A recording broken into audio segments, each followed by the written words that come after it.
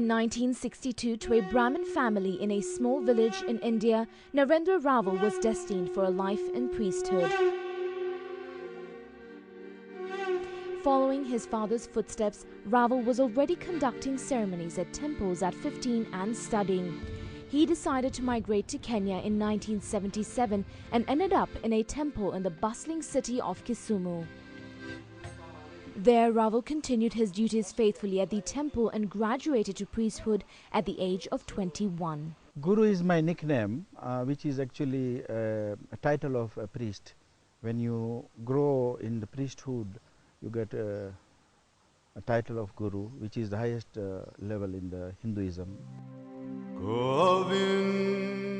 Though he enjoyed his devotional services, Rraval's inner voice urged him to venture into a business. As for astrology, I can do only steel business, which I knew, so I just try and use my luck there.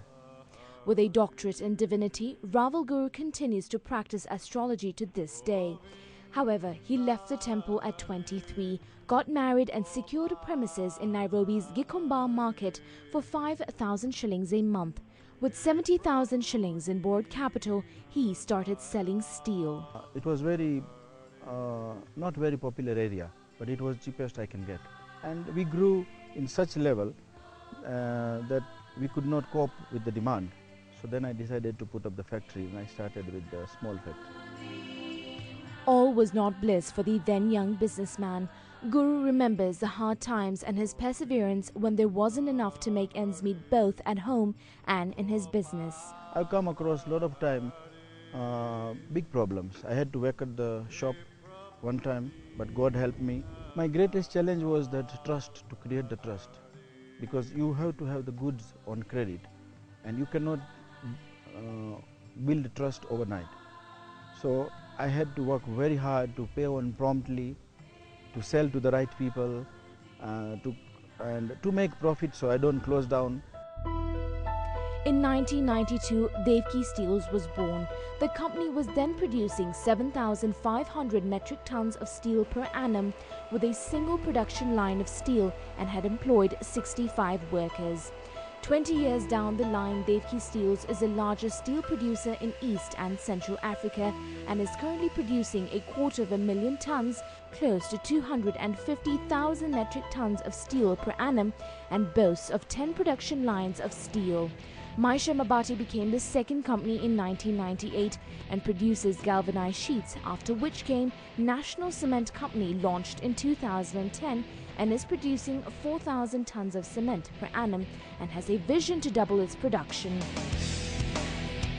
The Devki group of companies now has a total of 4,000 employees and is still expanding. I have expansion plans for next 7 to 10 years, one is for cement, which is I want to reach to 2.5 to 3 million tons. It should take not more than 2 years' time. My dream is to make Kenya independent for steel. They don't have to import, and we have the ability. On the weekends, Guru loves his golf. He also has a number of charitable organizations, though dear to him are his 63 adopted children. When my son's birthday is there, we don't celebrate here.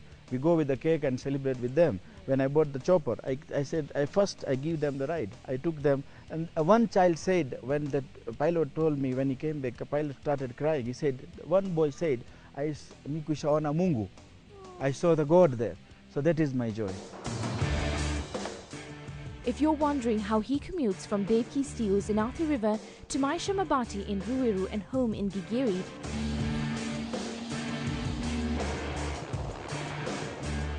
here is your answer: the AS 350 chopper. Guru currently holds a PPL license in flying.